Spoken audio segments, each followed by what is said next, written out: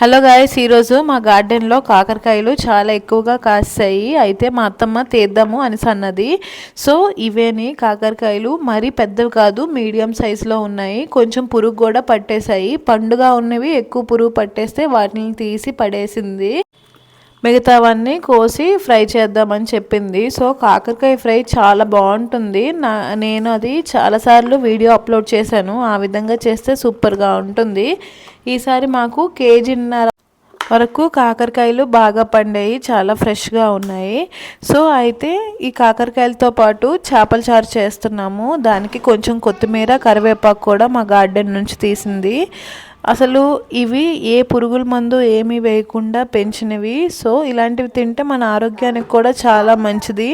అందుకే మా అత్తమ్మ వాళ్ళు వెజిటేబుల్స్ అనేవి మ్యాక్సిమం బయట కొనుక్కోరు. వంకాయలు, కాకరకాయలు అన్నీ మా గార్డెన్లో పండుతాయి. నచ్చితే సబ్స్క్రైబ్ చేసుకోండి.